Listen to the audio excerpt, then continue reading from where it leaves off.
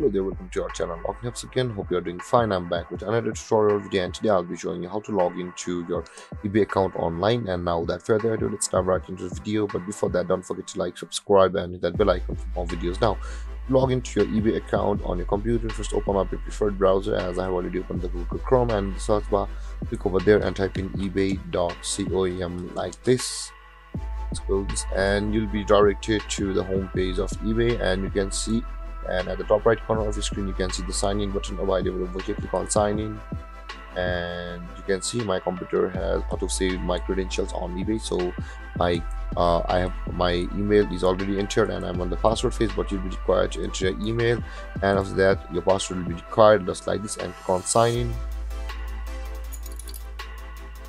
and let's verify us the horses. And there, guys, we have successfully logged into our eBay account. And if you have any confusions or questions regarding the topic, don't hesitate to comment in the comment section below, and don't forget to like, subscribe and hit that bell icon for more videos. Thank you for watching, guys. Peace.